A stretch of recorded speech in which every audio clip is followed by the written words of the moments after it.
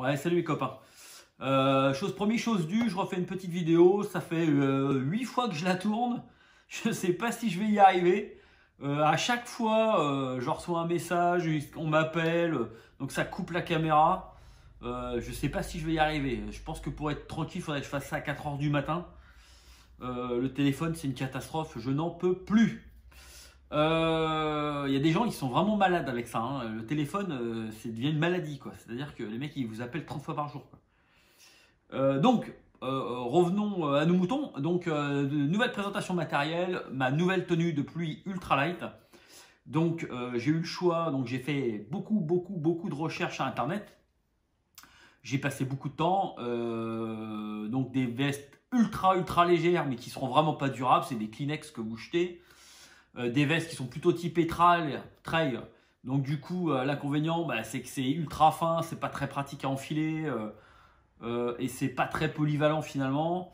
Et donc bref, après plein d'études, j'ai fait tous les sites de rando et toutes les vidéos. Deux sortaient du lot, la Montbell Versalight et la The North Face Futurelight. Alors j'ai eu un vrai coup de cœur pour la North Face Futurelight qui est beaucoup plus sympa en termes de qualité que la Montbell. Elle est juste hallucinante, c'est ultra light, c'est ultra imperméable, c'est magnifique. Le tissu, on n'est plus du tout sur des tissus qu'on a connus jusqu'à maintenant. On est sur quelque chose d'hyper soyeux, ça fait zéro bruit. Quand c'est compacté, ça tient dans la creux de la main. Par contre, en termes de budget, on explose les records, hein, puisqu'on est sur des vestes à quasiment 500 € et des pantalons à 400 €. Enfin voilà, vous êtes sur des ensembles à 900 000 € pour faire des fonds de sac, quoi. Donc j'ai laissé tomber, je me suis rabattu donc sur la Montbell Versalight qui est dans les 250 €. Le pantalon est à 150 €. C'est déjà un gros budget je voulais pas mettre le double pour avoir quelque chose qui ne me sert que très rarement. Donc, pour parler donc on va parler de la Versalight de chez Montbell, donc avec son pantalon. Donc, j'ai pris la version blue, on va dire bleu marine avec le petit zip jaune. Alors, ses avantages, c'est qu'elle est très compacte, très légère, très respirante. Elle est avec le nouveau Gore-Tex. Donc on est sur un produit quand même d'assez de bonne facture. C'est pas super nickel non plus au niveau des coutures et des soudures. J'ai connu beaucoup mieux sur Arc'teryx ou sur Rab où c'est vraiment mieux en termes de finition, mais c'est respectable, hein. Attention, on n'est pas sur un produit mal fini. Mais bon, voilà, 2-3 endroits, on sent que c'est fini un peu à la va-vite et que c'est moins soigné. Voilà. Chose un petit peu décevante, c'est que sur la Versalight, on est sur un 2 couches, on n'est pas sur un 2,5 ou 3 couches. Ça veut dire que l'intérieur va être fragile, donc il faut éviter de charger des sacs à dos trop lourds sur les épaules, puisque la membrane, vous voyez, la membrane est directement posée sur vos épaules. Donc si vous avez un sac de 15 kg posé sur un synthétique un peu rêche, voire microfibre, ça peut poncer la membrane intérieure. Ça m'est déjà arrivé d'ailleurs. Et donc la veste elle est foutue. Après vous avez les épaules trempées, ça ne sert plus à rien.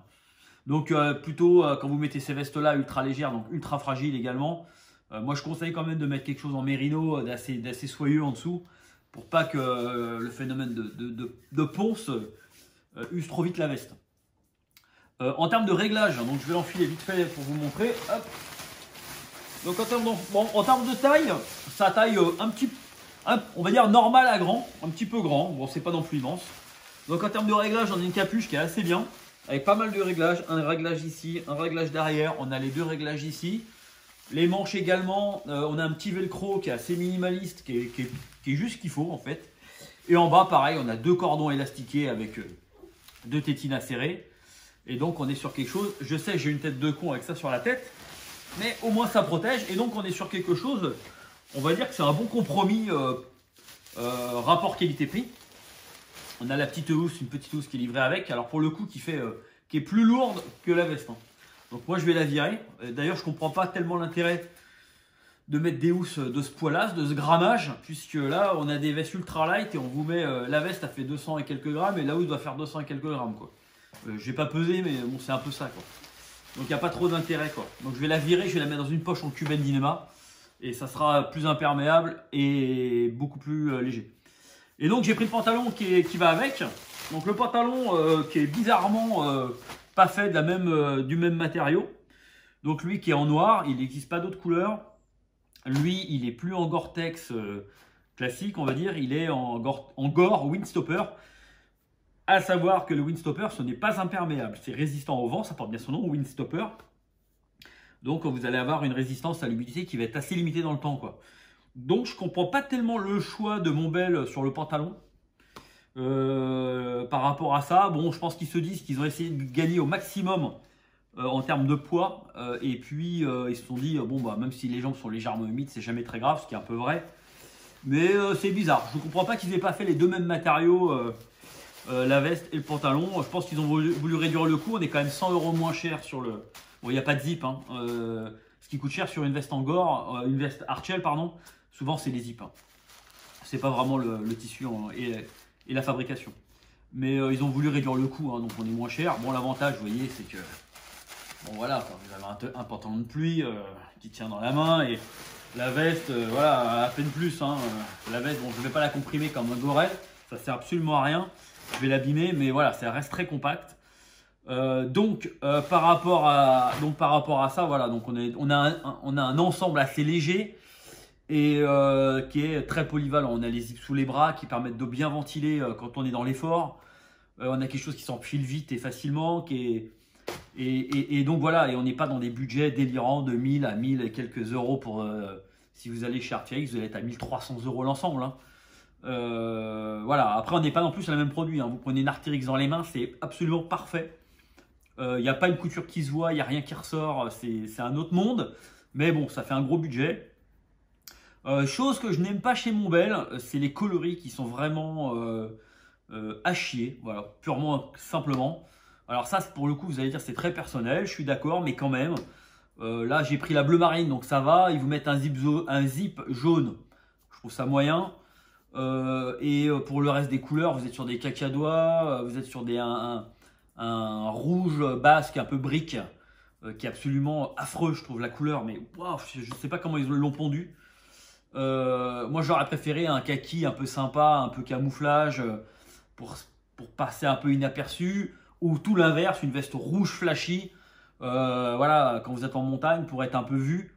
Là les couleurs, je comprends pas trop le choix déjà esthétique et le choix pratique. C'est-à-dire que soit on veut être caché, soit on veut être vu, mais là on n'a jamais l'un ou l'autre, quoi. C'est bizarre. Et donc par rapport aux couleurs, c'est pas terrible. Je vois la chaîne, et je vais en profiter pour remercier donc comment dirais-je, une chaîne particulière qui présente beaucoup de matériel ultralight. C'est la chaîne de Grandeur Nature, donc de Fab. Je te remercie, c'est aussi grâce à toi que j'ai acheté cette veste. J'ai passé beaucoup. Pour être franc, je voulais pas prendre tout à fait la même, je voulais faire autre chose, quelque chose de nouveau, mais finalement on a vite fait le tour et on s'aperçoit qu'il n'y a pas 50 000 choix. Et donc par contre c'est vrai que la couleur rouge marron comme la chaîne Grandeur Nature, la couleur à chaque fois que je vois dans la vidéo j'ai vraiment du mal, quoi. Là je trouve que c'est vieillissant, bref, on parle que de look, hein, on s'en fout. Voilà, mais c'est vrai qu'en bleu marine je la trouve un peu plus sympa quand même.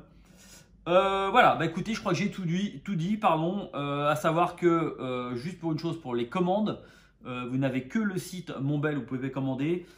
Pour le pantalon, j'ai attendu 1 an pour l'avoir. Je ne sais pas pourquoi, il n'y a jamais de réassort sur les pantalons. Ça faisait 1 an qu'il n'y avait que du L et du double XL ou un truc comme ça. Il n'y avait jamais de médium et de S. Donc moi, il m'aurait fallu un S parce que j'ai le M qui est un tout petit peu grand. Bon, il n'y a pas grand chose, hein. Le S aurait été parfait, mais il n'y a jamais de S. Donc j'ai abandonné, après 1 an, j'ai abandonné le fait d'avoir un S. L'autre jour, il y a eu un M par miracle à 4 h du matin. Je consulte, je tombe sur un M en stock. Je l'ai pris, il n'y en avait plus derrière. Et les vestes, même punition, souvent il y a rupture pendant 4 à 5 mois. Là, je comprends pas vraiment. Bon, bref, j'ai réussi à avoir tout ce que je voulais. C'est parfait. Voilà, n'hésitez pas si vous avez des questions à me poser sur ce matériel très technique, très léger. À savoir que attention, c'est pas fait pour faire du bushcraft et c'est pas fait non plus pour les bourrins qui vont avoir tendance à se rouler dans les caillasses. C'est pas non plus une veste d'alpinisme, hein, c'est une veste de randonnée légère, voire de marche. Voilà, donc n'hésitez pas à liker, à vous abonner si vous n'êtes pas abonné, ça me fait vraiment plaisir.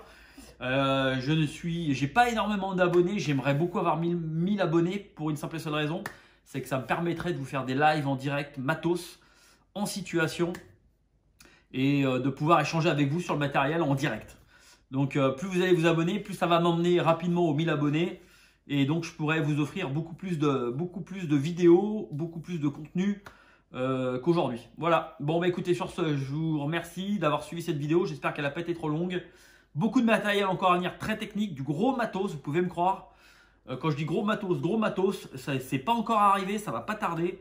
Et donc, écoutez, ne quittez pas. Allez, je vous souhaite une bonne journée, ciao.